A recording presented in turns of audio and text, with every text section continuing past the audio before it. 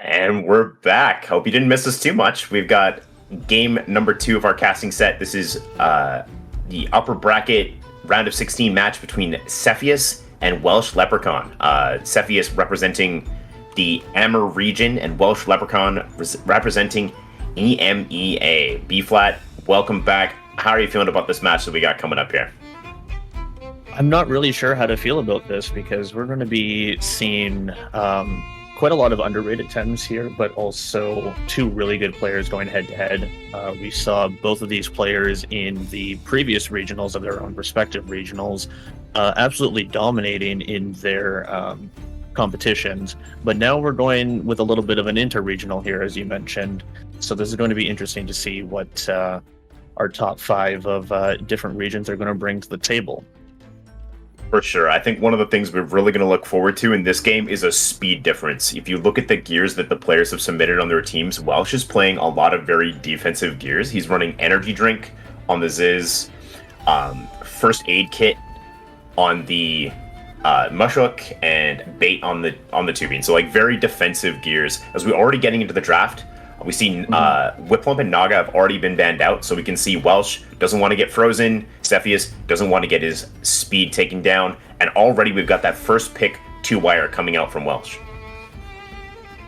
Welsh opening up 2-wire is going to make sure that the Chamomile not only is active, but also the Common Factor to make Welsh's Tems last on the field a little bit longer. We may end up seeing the Adoro combo here, so that the Faraday cage could be opened up and removing the Common Factor on whichever Tem Welsh decides to take it out on. We may also see things like energy manipulation from Adoro as well. It really depends on the gear that Welsh is using on there. I'm just taking a look at that now. It is handcuffs, so energy manipulation handcuffs with a Faraday combo could be really nasty. Seeing Sephius picking Tremurian and 2-rock into that. Yeah, it's very interesting to see the Chim 2-rock come out. This is a bait Chim, so the 2-wire combo won't necessarily work. It is a little rare to see players lead 2-wire on blue, and we do see Ziz coming in on the second pick there. So that's just making it really easy to land a very strong rested stone ball, if that's what Welsh has. 2-wire, of course, making it so that the Turok can't resist that move. It's going to have to try and swap out or get a more defensive situation. We're going to our second bans now. We see Adoro is taken out as well. We should see Momo be taken by Welsh here, just because that's... Oh, no, it's going to be Volarin instead. So Sephius can get lots of mileage out of this Momo, as there are no mentals to counteract it. Welsh is going to go with the Hazrat, and in response, we see the Momo picked up right away along with the Mushhook. That's going to make it pretty tough for Welsh to maneuver, but let's see as we finish the draft here what the last few picks will be. Our previous team of casters mentioned that Momo is a very hard-hitting Tem. There's a lot of, like you mentioned, mileage that can come out of this Momo being super free with no Naga, no Adoro, undermine, knockback, really hard-hitting moves. There's the support options that Momo has in his arsenal as well. We did see a Bart come out from our previous game. Maybe we'll see that from Sephius. But yeah, Momo is super free in this game.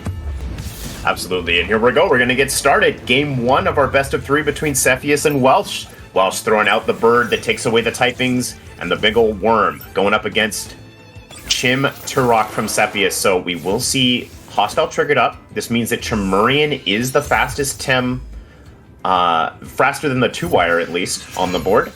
And that does give some initiative to Sephius. It's worth pointing out that Crystal Plume Gatling is now no longer resisted by the Ziz, so this Chim can get some early value here before the Hazrat and Mushhook start to threaten it out. You gotta wonder if this is a full speed, full attack Tremurian just to go complete Zerg on whatever Tem it wants to hit here. Crystal Plume is going to be a very hard-hitting move after the stat buffs.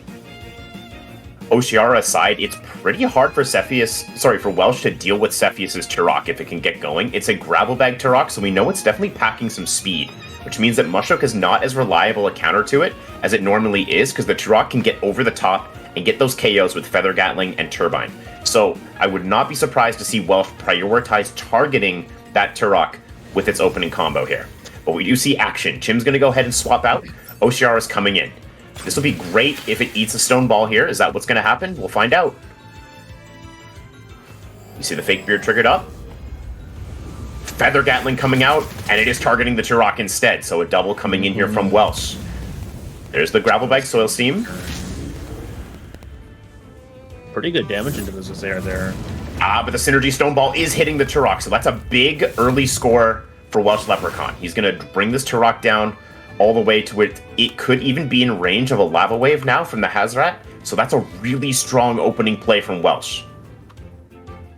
It's like you were mentioning, the Turok being free here means it would be really bad for Welsh's Hazrat and Mashuk later on in the matchup. It opens up the Hazrat and Mashuk to kind of go rain some terror on this Oshiara and Momo later on. Things like Wastewater to put poison ticks on Momo would be big for Welsh to have in his arsenal. Doubling the Turok was definitely the play there for sure. Yeah, and this is interesting because the Oshiara has come in, right? Normally you'd be pretty scared if you were a 2-wire Ziz, but there's still one turn left of common factor, so Welsh at least has some wiggle room to work with.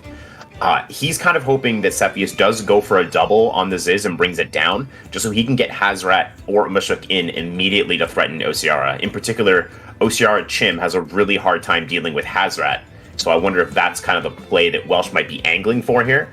But one player is running very low on reserve time, so let's see what happens here. Serbacio's Wrath coming down. Serbacio's Wrath allows that special attack to be up on the Oshiara here. It's going to do decent damage into the Zazaran 2-wire. Not quite the kill, because there's no 2 times that is happening. The Turbine is not quite enough to take out the 2-wire there, even with Tack Strike. Turbo attack in return to the Oshiara. Does about half, a little bit more. Stone Ball coming down into the Oshiara as well. There's the double, and the burn is applied. Oshiara is taken down to a 5% HP. That's a really smart attempt by both players. So Sephius realizes that now the Oshiara Tsunami just completely smashes Welsh's board, right? There's nothing he can do. The Oshiara is going to outspeed, likely even Turbine, and get the double kill on Ziz and 2-wire. In the meantime, Welsh, realizing this, tries to bring Oshiara down with a combo from the Wire and the Ziz, because if he can get the Oshiara down, he doesn't have to deal with that. So now instead we've got 4 very low HP Tems. That's definitely advantage Sephius because he very likely has speed control here. He has the speed advantage. At the same time, Welsh is able to, sort of neutralize the effect of that special attack buff from Serbs because he's taken the Oshiara so low already that just a randomly placed Water Blade or Lava Wave from his Hazrat or Oshiara can threaten it out. So we will see a swap. Oshiara coming in. Let's see if it's a double. We will see the fake beard as well. It's actually Sephius who's going to bring out the Turok as well. This is a great Momo swap. It's going to get its holds up, likely for free here. And it's Welsh swapping as well. Double swap, the Undermine and Knockback are live. Oh, and Sephius, maybe a little conservative, tried to play the Prio game instead of the Tsunami, but that might work out a little bit better. So again, both players reading what's available on the board. Welsh sees the double kill, brings both of his threats back in. Sephius, reading that the double swap could be coming, gets the Momo in for free. So now Momo is online. Undermine, Knockback, this cannon is ready to fire, and was completely unpunished getting onto the board. A huge swing of momentum for Sephius here. We see Water Blade come out. Oshiara's going to take it. It's going to respond with Serb. Staying in on the Oshiara will cost it its life, but maybe just getting a little bit of chip in there. Trying to get the KO with the Momo back the other way. Let's see what the Momo decides to target. Nutbar triggered up. It's going to be Undermine, and it's on the Mashuk, so the Oshiara will live to see another day. It's an interesting call there. And in response, the Mashuk's going for Turbo. Welsh flipping the table with speed. All of a sudden, now it is he who has the speed advantage in this game, and that's got to set off some alarm bells for Sephius, who goes back for Mashuk. Oshiara is sitting on a Sharp Rain at the moment with a +2 special attack is going to be really damaging, unless the swap into the Tremurian is the play here, but there's also a Mashuk there, but it is going to be swapping here. The 2-wire comes back to replace the common factor onto everything. Smart play, because the Mashuk is going to be resisting the Sharp Rain or Tsunami, which is coming down now. Yeah, that wave's going to crash right over both players. It's solid damage, but maybe not as much as Welsh might have been expecting, as both Tems are standing pretty strong. The 2-wire is going to eat that knockback in place of the Mashuk. It will go down, slight knockback self-damage, and the Wastewater in return. Welsh will just barely go down. The Toxic Tick gonna finish the Ociara, and that Common Factor Gambit is just not gonna pay off necessarily there for Welsh, and that puts him in a very difficult spot, as now he has to bring this Momo down before it can get off another attack.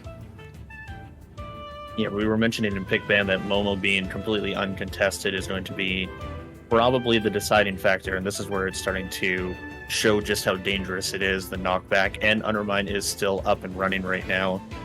It's going to be able to take out a Zazair and maybe even a Mashuk from this range. Hazrat is fresh at the moment. For sure. And here it comes. So we see the double Toxic board come in. This is notable because Sephius is still neutralized on the Mashuk, so he may look to swap it out here. But again, that earlier swap in play from the Momo getting so much value, and now Welsh is kind of looking at this like, I really hope I can KO this Momo before it gets an attack off, or it's going to be curtains. As if it can get Undermine off into the Shook, it's going to be really hard for for Welsh to make up that HP difference as the game sort of goes along here. But let's see what the players do. Time was the swap potential for Ziz. 15 seconds left. Yeah, it's getting low. Welsh has this Ziz, which is basically only good as a sacrificed him at this point, so he kind of has to bring it in to eat something here if he wants to get value out of that life bar. But let's see. It's going to be tricky. Someone's low. They're both very low. Both players under 30 seconds of reserve time. This is clutch. What's going to happen here? We're kind of waiting for the players to make their decision. I think it's Welsh who's running low on time. There's the quick Venomous Claws. The Venomous Claws Prio. Will the Heli Kick KO the Momo? Is that enough? No, not quite. Welsh, a little too greedy. The Undermine's going to hit the Hazrat. Yep, and it's his own turbo choreography, so that's really interesting. The Mashuk going to overexert, but of course, Mashuk with that tireless ability, going to go ahead and keep it healthy, able to still attack and get that a +2 attack bonus. Welsh likely kicking himself for not going for the Wastewater there, which would have done enough damage to bring down the Momo. Instead, trying to get value from Helicopter Kick, maybe playing towards a bigger late game plan. But now it's all about the speeds of the Temps. Is Mashuk faster than Momo at base? If so, he's got an option. Can Hazrat outspeed +2 Momo with Venomous Claws? We'll have to see what goes on here. I feel like Hazrat was the fastest Tem on that board because Mashuk didn't have the +2 with Turbo there. So Wastewater was probably the more valuable move rather than the Venomous Claws there. Yeah, so here's the Ziz. Oh, the knockback goes into the Hazrat. This is likely going to KO both Tems. Yes. Yep. Hazrat down. Momo's going to overexert and also take knockback damage. It's enough to trade those two out. And this is just a straight good uppercut. night Ziz. Yep. That uppercut gonna score a huge KO. Again, overexerting, but unlike most Tems, Mashuk's Tireless means it loves to overexert. And now Welsh has got a 3v1 situation. He does have speed on the Mashuk, so there is the potential. He's got a lot of HP on this thing. If he's able to score a big kill on the Chim here, but I don't think one uppercut is going to do it. Oh, yeah, and 2 helicopter kicks is likely not going to be enough to bring down the Mashuk either. Sephius goes for an uppercut instead of a minus defense move. Okay, so helping out the Mashuk a little bit there. Not quite enough to take it out either. Overexerts on its own, yeah. How much does the CPG do? Is that enough? That's enough to KO, yeah. Just So enough, game 1 to Sephius. All right. So that And was our pretty beautiful much what we faces are predicted back. from the very beginning. That was the Momo. Yeah, the Momo Momo coming in there. from the back, yeah. Was a huge play for Sephius. He managed to secure it in draft, right? We saw both mentals getting banned. And then as soon as he got whiff that Welsh was going to take a step back, try to swap out and preserve some of his Tems. Welsh maybe a little bit too overprotective of the Ziz and 2-wire, which like never got to click a move for the rest of the game. Sephius called that.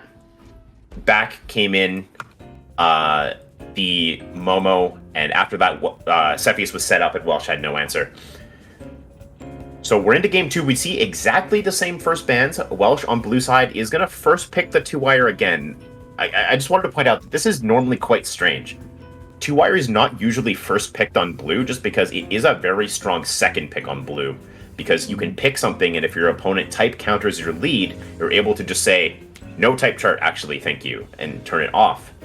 So let's see what Sephius does in response. Identical lead, Chim and Turok.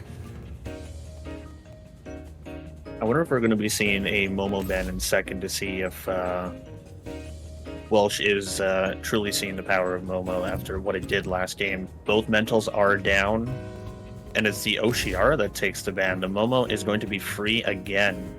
Yeah, this is really interesting by Welsh. Going for the Oshiara ban instead of the Momo ban, so opting to let Sephius have what is likely an aerobic Volarend going up, which means it'll be able to scale its speed and sort of take control of the game that way.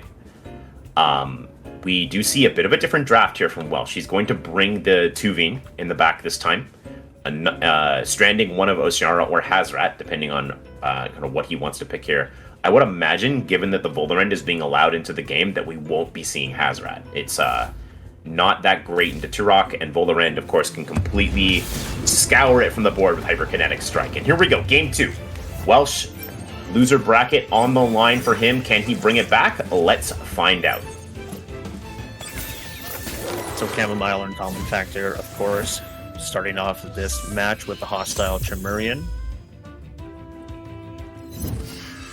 Couple abilities and gears proccing here. Zazar has the Rested there, which is going to be major damage into whatever it decides it wants to hit, either the Turok or the Chimerian. Yeah, and unlike last game, there's no Oshiara to come in and start threatening things, so Sephius is just going to go for the throat right away. Here's the Crystal Plume Gatling, and instead it's the Chim itself that's being targeted, so the team players swapping it up a little bit. Gravelbag Soil Steam going to hit the Ziz. And there's the Stone Ball with Synergy. The bait is going to prevent the burn. Yeah, and both players looking like they're kind of even so far here. Like the Chim is definitely dead to a Turbine, and the Ziz is likely dead to a Soil Steam, and neither Tem is able to respond before those moves can come out. So unless we see like a Glass Blade or something on the Chim, it's unlikely that's going to happen. I wonder if we see Welsh kind of learning. No, we see him swap out. This is going to leave again. It's Oshiara coming in on this slot. Maybe to resist the Earth move. Probably wants to set up the Cerbatio's Wrath and possibly take out the Chimerian here so it could be a little free. That is the exact move that he wants there. Take out the Chim, have Oshiara, have Cerbrath up for as free as he possibly can. Yeah, that's well resisted, but unfortunately for Welsh, well, that's a smart swap for this turn. I mean, if you look at the back, this Volarend is all of a sudden like, what are you doing about this Vola? It is now completely free to come in and start setting up. The OCR Serbs is not going to be a problem. There's even a Mashuk swap in the back to kind of punish trying to go for the Serbs to target the Turok. So I wonder if Welsh kind of sees that coming and tries to follow up by using a wind move to target either Vola or Turok. I mean, we'll find out. Turok's coming out. Maybe it's a Feather Gatling to really do some major damage onto this Momo here. There is it's actually going to be the Momo instead, yeah. So that's going to deal pretty solid damage into both. Virulent Gust leaving Oshiara down, but not quite out of it. And we do see a bit of an adjustment here in game number 2 from Welsh, whereas in game number 1, on turn 3, we saw Welsh kind of double swap out to try and protect his Tems from damage. Instead, he's just staying in and firing, and Sephius is making the same read.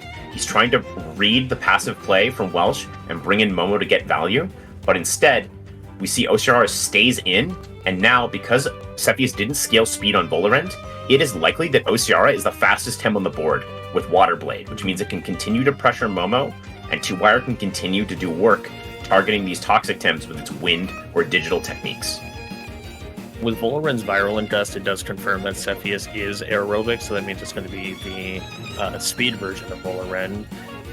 Last time, Welsh would have swapped out the 2-Wire here to try to get another common factor later in the game, but I think he's adapting to what happened in Game 1. Like you were mentioning, just stay in, punish the slots that you need to punish, and not really valuing the Oshiara here because you have Volaren and Mashuk, but he is going to swap it out here, maybe for the 2-Rock later. Yeah, that's a good call, B-Flat. Trying to save it to get damage onto the Turok is definitely valuable, but oh no, this Mashuk is going to absolutely eat this Tornado. Oh, and it's just above.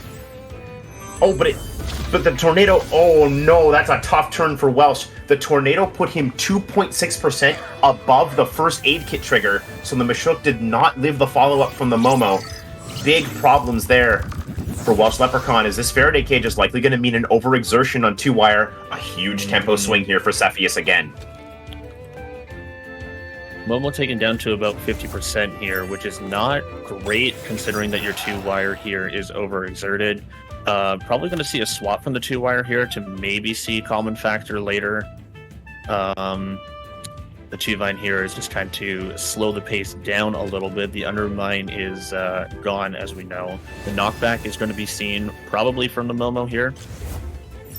Yeah, the Turok comes in. You've got to be careful swapping out 2-Wires, though, because that Common Factor can't be turned off. It's coming back in at some point, so if Welsh wants to use OCR to deal with Turok, he has to be careful not to turn off that type chart. The knockback in the meantime, this is going to do massive damage to the 2-Vine. Yep, that's about 60%. Just no big deal there. Crystal Plume Gatling brings the Momo down in response, though, so at the very least, Welsh is getting ahead in that way, but now it's 2 fairly low HP Tems sitting in front of what looks like an absolutely juicy helicopter kick from the Mashuk if Sephius wants to bring that back in, and there it is. I think 2-Vine's HP was really necessary there. Taking that knockback in the 2-Vine is really going to hurt Welsh here, because 2-Vine's HP is going to be very valuable for the Mashuk and the Volaren, but now it's in range to start to get punished and maybe even just KO'd in one hit. It's not looking too hot right now. Yeah, I find myself asking the same question that everyone always asks when they see a Zizair on a team. What is this thing doing? You know, like what is it accomplishing by being on the board right now? It sort of feels like this set, it's been a bit of a liability for Welsh so far, and once again, it's staring down something faster than it that can bring it down.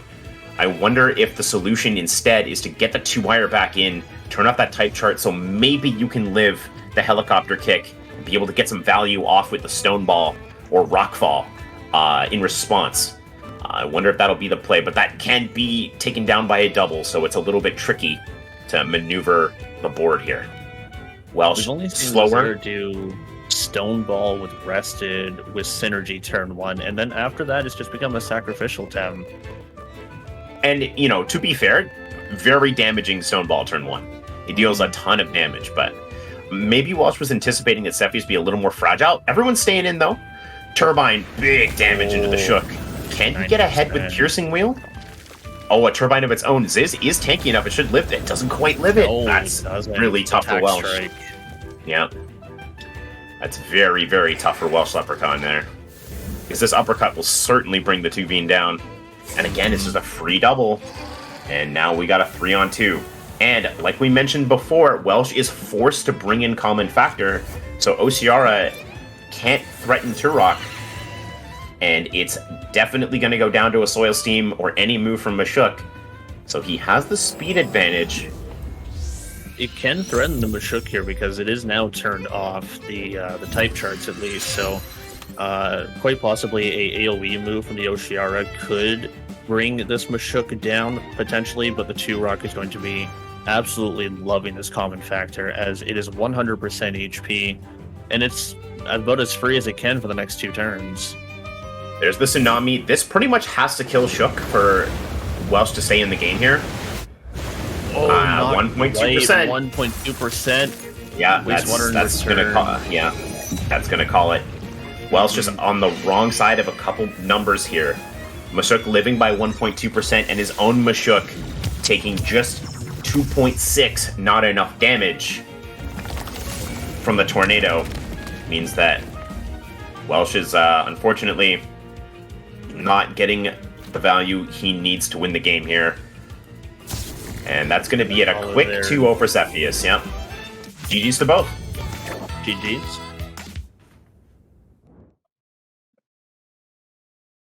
So I'm wondering if the 2-wire in first pick on blue was probably where Sephius was able to adjust and able to adapt, bringing in the Tremurian on both games, especially with bait. It was able to allow Sephius to have the early momentum. Allowing Totally Momo agree. in both games as well. That was also probably not in Welsh's favor, especially after both mentals being banned. You would think that it would be obvious to ban the Momo in return. Yeah, I mean, I think when if you're Welsh, if you're leading 2 wires, is what you're trying to do basically is numbers diff people. You're just trying to be like, okay, my Feather Gatling plus my rested Synergy Stoneball is going to leave you at the point where, like, I just bring you down. And it's thinking in terms of, like, you see Sephius' team and you think, aggro team, I can kill it turn 1 with this combo, and then I have the advantage. But much like in our first set where we saw Argon, I don't want to put words in Argon's mouth or anything, but, like, Genesect surprising everybody by, you know, bringing a hammer instead of a wall. I think to some extent the relative bulk of some of Sephius's Tems, like the Chim, the Turok, or even like the Momo, that the relative bulk may be a little bit surprising and maybe kind of dashing that plan of using the big 2 wires as lead to score some KOs. I'm wondering if the first turn was a misplay on Welsh's side as well when he did the stone ball into the Tremurian, seeing as bait was seen right away. There is open gear info, and I believe it was revealed turn 1 of game 1 as well. Maybe he was just hoping that the stone ball was going to kill, just playing the numbers game like you were mentioning. Yeah, I don't know if it ultimately matters too much with the bait or not, because like 6% wasn't really going to be the difference between Chim living or dying to Turbine. So it was probably just like, I'm just going to 3-hit KO this thing, and I'll go ahead of it with Turbine, and that'll let me get my Ociara in safely. And like that, up to that point, that was a good strategy from Welsh, but he did so with a Mashuk and a Volarend in the back, which means that it's like so hard for you to actually get anything done with the Ociara later in the game, unless you're also like swapping your 2-wire out right away. But that 2-wire stayed in and did win moves for a very long time, and unfortunately the numbers and the numbers on 2-wire aren't very good in terms of its bulk, its like damage output. It's just a little bit of a lackluster Tem if you're not getting immediate value from Common Factor, and it sat on the board for like 5 turns. I think if Welsh could do it differently, he probably would have switched up his lead a little bit. But I mean, it's not like he's out. We're eulogizing him or anything like that. Still plenty of 10 to be played in the lower bracket. Still lots of opportunities for him to sort of get back into this game. So we'll see what's going on there. Loses bracket side to try to return fire, kind of regroup, and see who his opponent is in the next rounds. Yeah, absolutely. And in the meantime, we've seen some pretty unique Tems, pretty unique teams being played so far here today. One thing that was interesting to me is we didn't see Sephius' mix, so we don't have too much detail about kind of what that's going on. So in a way, it's sort of like an even better win for Sephius. It's really good if you can win a best of 3 in this tournament, don't get me wrong. These are the best of the best. But Sephius also managed to do so without actually giving away any like mix spread information.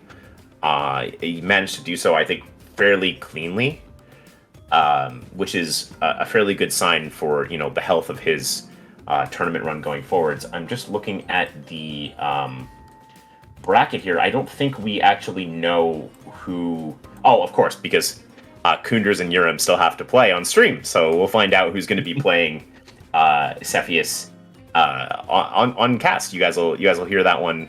I believe it's going to be Loreweaver and Scarsing will have that cast, so you guys will get to find out yourselves. Anything else stand out to you about that match, B-Flat? Like you were mentioning about the mix, all we know right now is that it's a mix and we have the gear on it. That's it. We do have other players playing things like Yowlers, so that mix could be coming in valuable versus any opponent later on in the tournament. So if Sephius so runs into that problem later on in his bracket, yeah, I think it was just the 2-wire and the Momo that were really the most outlandish things in that round. Sephius played it very cleanly. His swaps were on point, and the KOs were coming in where they were needed and necessary to secure that win. Yeah, absolutely. I think that's the number one thing to take from this match is that Sephius's piloting was on point for this series, and that's a really good sign if you're a PS5, PS4 player stand going forward. The number one Sony player is definitely going to be there. In the meantime, we're handing it off. We're going to throw things over to Gagbomb and Jay Doragon, but we'll be back later, so keep it here, and we will see you guys again soon. Bye. See you later. Well, that was a match. What's up, Jay? What's up, chat? Oh, hello. It was Hello. dominating performance from Sephius there in that first that set. Yeah, it was indeed. What do you think about that game one? What was the point where things fell apart for Welsh? Well, it seemed like that turn where he just couldn't secure that kill on the Momo when he doubled it with Venomous Claws and Heli Kick. Maybe a little bit greedy, not clicking the Wastewater with Mushuk, and the nut bar just keeping it alive. Yeah, I know exactly what you're saying. Definitely. It feels like if he was able to secure that kill, he would have gotten a little bit more mileage out of that Hazrat. Little unfortunate game one, but the game two, what really happened there? It really was. It looked like it was a bunch of the same, and then Yeah, it seemed like Sephius had a. It was the Mushuk swap in that tornado, that 3 prio into the OCRS slot. I feel like was kind of. It seemed very straightforward play for Sephius to make, just doubling it with Prio Tornado, trying to get ahead of Oshiara, and then followed up with a Momo double in case he swaps anything in to just maybe secure a kill. Yeah, I mean, it covered pretty much anything that swapped in. It covered the greedy 2 prio from the Osiara. I mean, I think the only thing that he could have done was gotten a 3 prio out of the Osiara, but you really wanted to save. You want more from that after you've set it up. So yeah, and then not letting Mushuk do much. It was pretty rough for him. Yeah, kind of unfortunate. An unfortunate positioning for the backline into that Volar end. But yeah, not much else to say. That was Sephius. Yeah, Sephius was kind of on point that game. So yeah, I think we're gonna take a quick break, and then we'll be back after some messages.